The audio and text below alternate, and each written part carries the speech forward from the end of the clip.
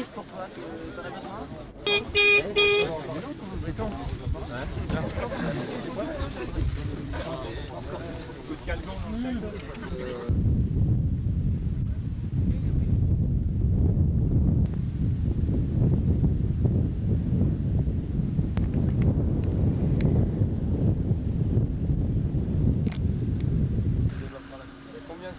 Il y a quelqu'un de Coulommiers, s'il vous plaît.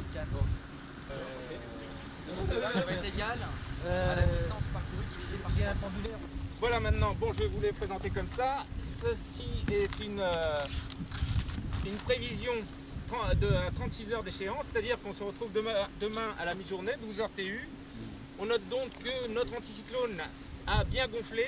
Par contre, que le basculement de la dorsale qui se produira un peu aujourd'hui, il revient un petit peu dans ce sens-là, c'est-à-dire qu'au lieu d'avoir du nord-nord-est demain, on aura plutôt certainement un peu du nord-nord-ouest.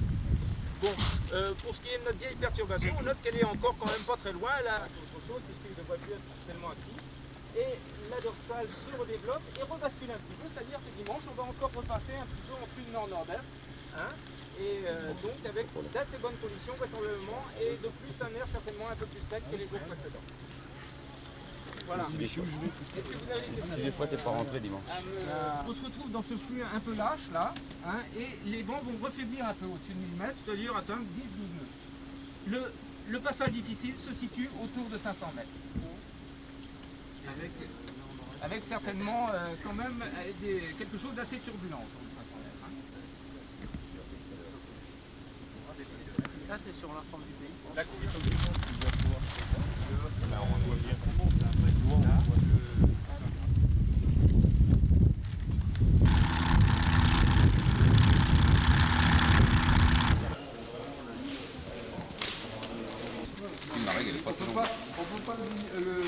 c'est pas la question, c'est qu'on peut pas le valider comme une vache. D'accord. Tu peux te poser, mais t'as pas le droit de le valider. Ah ouais, ça y est.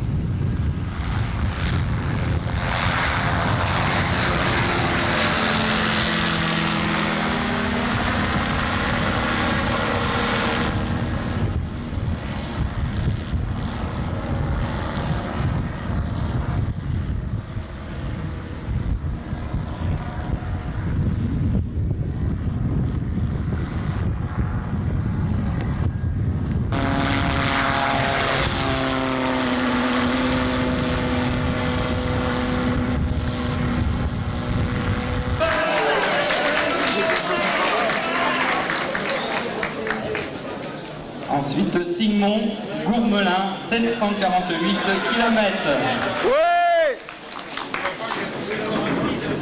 Dominique Brassaert avec 653 km et des hauts le cœur.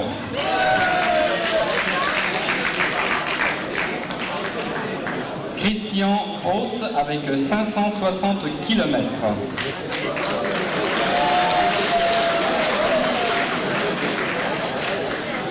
Jean-Alain Boulet, 486 km. On a fait 1000 bornes ensemble. L'équipage. Tu me déplaces Gourmelin. On partait qu'avec 30. Quatrième équipage, c'est encore plus de 1000 km. Sinon, quelques petits abandons aussi. Enfin bon, je les remercie d'avoir participé. Je ne vais pas donner les noms parce que apparemment bon, il y avait des petits doutes. Sinon, vis-à-vis de Annie et Martine, pour vous rassurer, on les a retrouvés.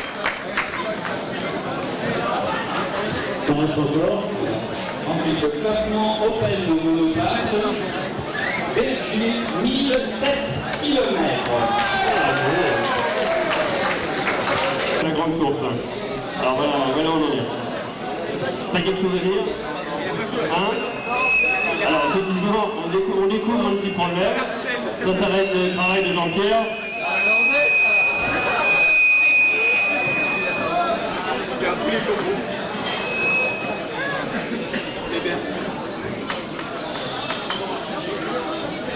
Bon, il y avait quelque chose qui accrochait un peu là.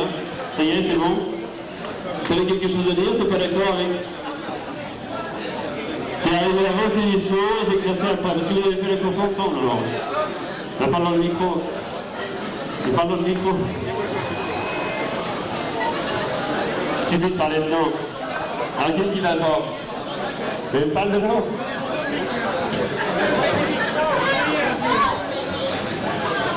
Parle dans le micro. Alors.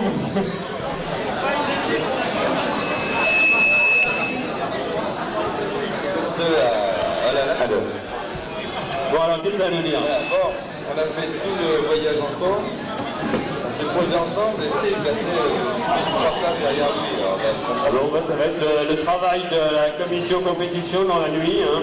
T'as entendu Jean-Pierre Poulot là? Ils ont fait tout le voyage ensemble, ils se sont posés ensemble.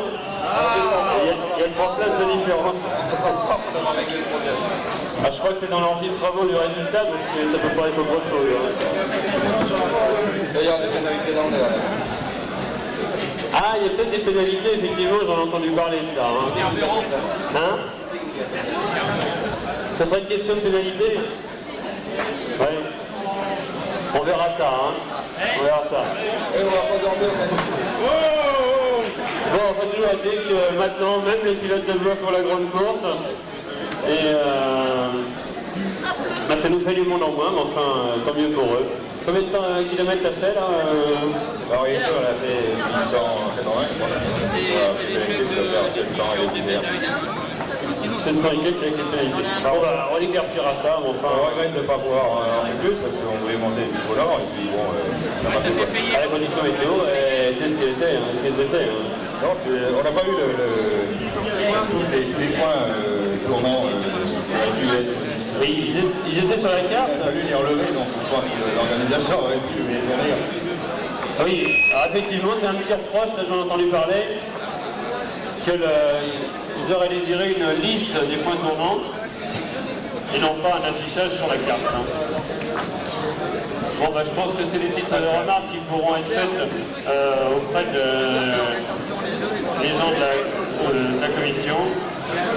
Et que, effectivement, une attaque, une défense. Alors, une réponse à cette attaque sur la nomination des points tournants. Nous vous remercions tous d'être venus très nombreux pour participer à la compétition, mais je tiens quand même à vous faire savoir que cette compétition a reposé pour l'organisation sur 2 personnes. Imaginez le rapport, c'était donc Fabrice Tessier et Jean-Luc Tillois qui se sont démerdés de tout. Alors à 2 personnes pour 40 francs, ça fait un gros rapport.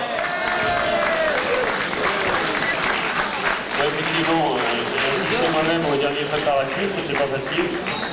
Donc la seule chose qu'on peut espérer, c'est qu'il y ait encore plus de monde qui viennent rejoindre la commission compétition à la fédération, et les autres commissions aussi d'ailleurs, de façon à faire une grande course 90 encore plus belle que la grande course 89, et toutes les autres compétitions aussi. Merci. Sans recul. Ah, il y a du boulot en piste, hein. Parce qu'il va falloir les contenir tous ces gars-là, ils se gardent n'importe où, ils décollent n'importe quand. Alors j'espère que vous viendrez nous donner un coup de main. Bon, donc je vous ai dit qu'on descendait un petit peu vers le sud. Il y a un Berger qui m'a demandé de présenter quelqu'un. Eh bien, je lui passe la parole. Il y a des personnes qui s'appellent à partir.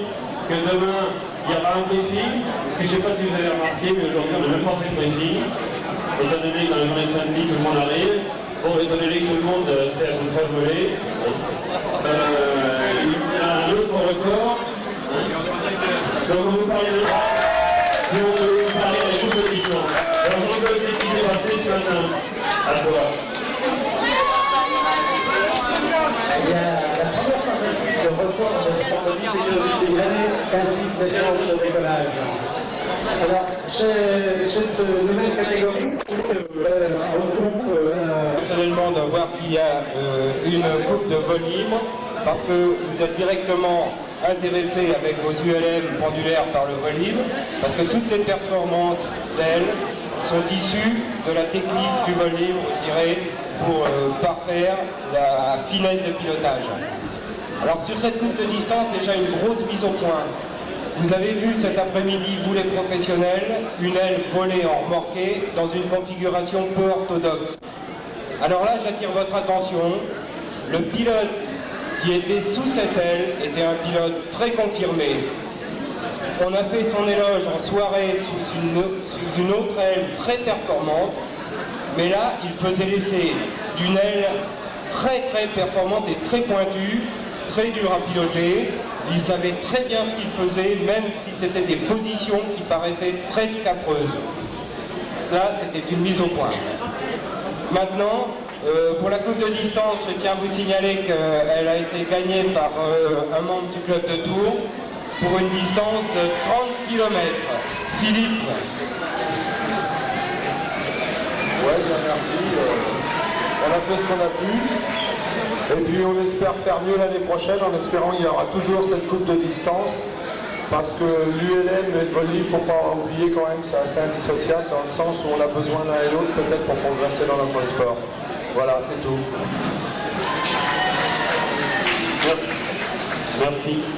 Effectivement, il y a eu des distances beaucoup plus importantes puisque au week-end du 15 août, il y a eu une distance de 90 km qui a été faite dans la journée. Donc le vol de plaine est largement ouvert aux ULM certes, mais aussi à toutes les ailes volantes qui peuvent être remorquées ou qui peuvent être à décollage avec motorisation auxiliaire. Environ à 45 km/h. Voilà, elle me place, 45 km/h. Une des ailes les plus rapides du marché actuellement.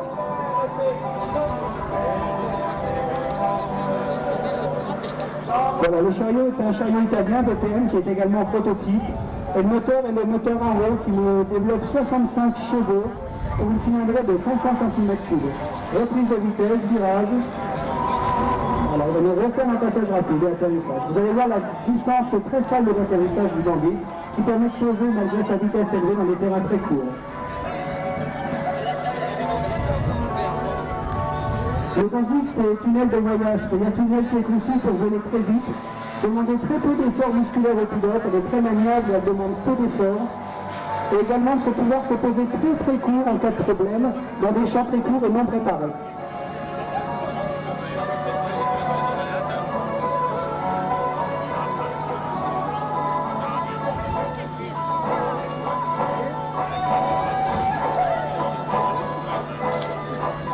Et donc le Bandit en finale.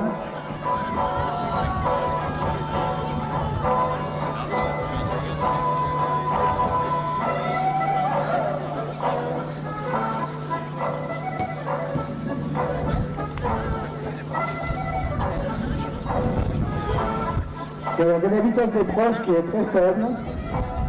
Et malgré que ça soit une aile très rapide, il est capable de poser vraiment très court et très lentement. Regardez la vitesse d'approche très faible, très lente, et la distance d'arrêt qui est vraiment minimum. Voilà, Dominique, monsieur Patrick Couturier au comité. Et c'est monsieur Fromet, premier adjoint au maire et député, qui va remettre ce challenge au premier du classement général de la grande course. Donc nous avons le plaisir d'accueillir monsieur le député sur le podium. Et je vous passe la parole. Merci et surtout un grand coup de chapeau aux organisateurs qui nous ont donné aujourd'hui un spectacle assez extraordinaire. D'ailleurs, tous les efforts qu'ils ont faits, ils sont nombreux et plus remarqués. Et je suis sûr que les uns et les autres, vous repartirez ce soir tous ravis des différents ballets aériens qu'on a pu observer tout l'après-midi.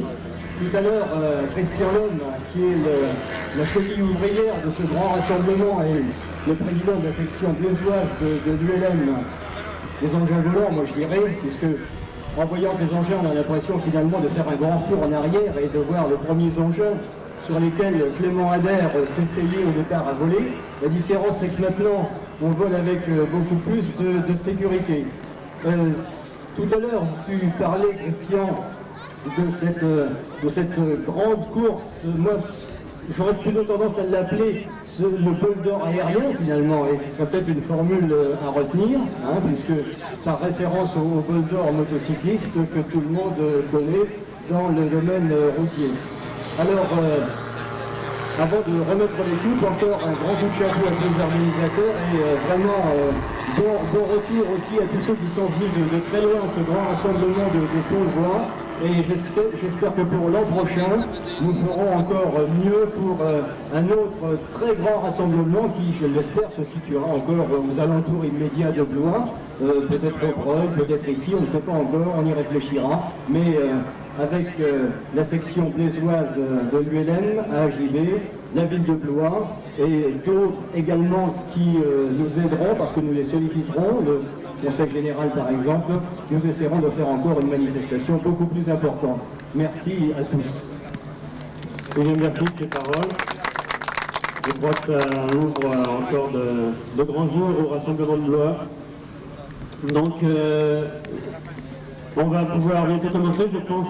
Je vais présenter quand même les personnes, même s'ils n'ont pas envie de dire beaucoup de mots, et les personnes ne veulent pas trop parler en public. J'ai quand même à ma droite Jean-François Lemouton, le président de la Fédération française des ULM, et la commission compétition. Et à ma gauche, Fabrice Tessier, qui est le directeur de course de la grande course. Alors si vous voulez décider, c'est sur un mec qui aide monsieur le député à remettre le trophée au premier. Tu nous annonces le classement, Jean-Pierre?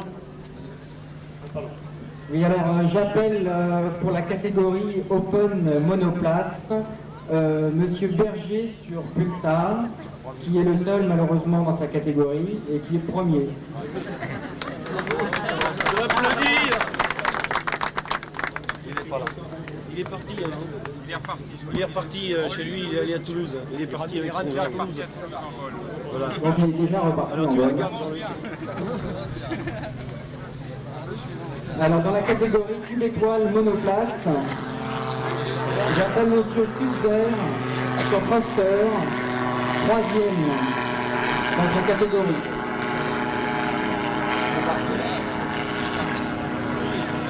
Il est au boulot. Je crois qu'il est au boulot. Bon, il est dans son avion, je pense qu'il doit être là-haut. Qui sont arrivés le vendredi soir. Il est tout simplement venu d'Aix-en-Provence. Il a décollé d'Aix-en-Provence ce matin pour arriver le jeudi soir à Blois pour prendre le départ de la grande course le lendemain. Et au total, il aura donc fait pas loin de 2000 km en 3 jours. Mais les kilomètres, on va vous les annoncer, c'est principalement pour les plus méritants. Donc toujours dans la catégorie Tube étoile monoplace, Monsieur Bisman, deuxième dans sa catégorie sur Widooper.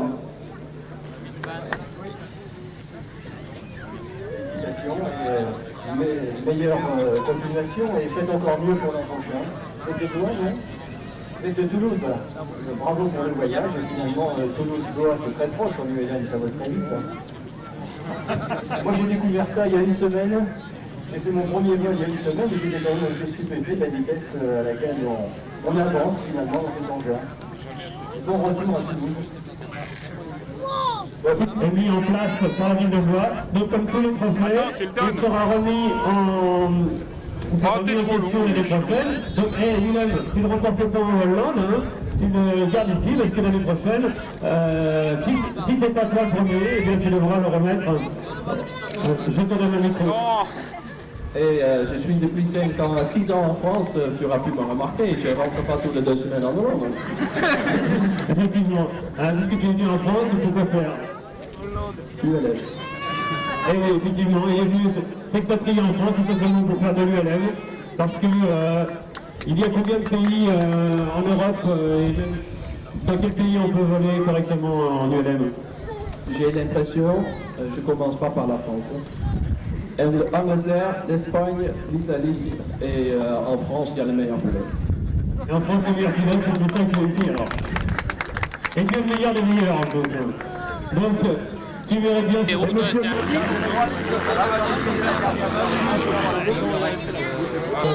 opérationnel des sapeurs-pompiers qui nous fait actuellement un terme de la reconnaissance aérienne. Donc je n'ai pas eu le temps de m'occuper de cette coupe et donc je n'ai même pas vu la machine, j'ai été complètement débordé cette année. Donc je pense qu'elle est très bonne puisque tu arrives en deuxième place et merci beaucoup d'avoir participé.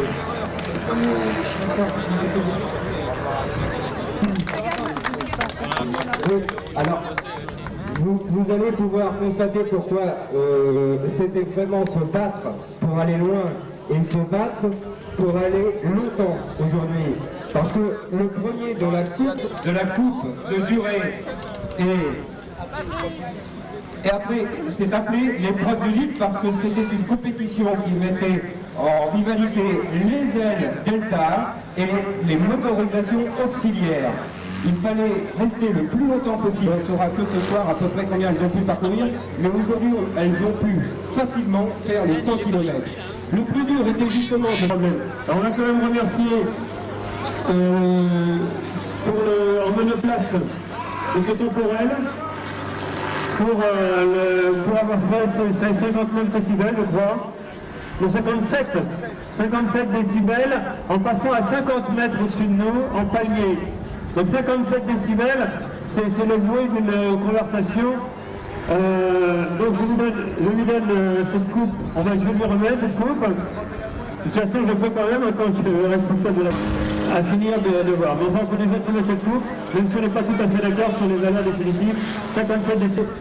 Il y avait alors en 10 places, c'était plus difficile. On a hésité puisqu'il y avait, suivant les règles de calcul que l'on prend, il faut des résultats différents et la problème d'échappement, les problèmes d'hélice. Donc le dernier, tu as gagné facilement parce que tu étais pratiquement le seul à avoir travaillé sérieusement.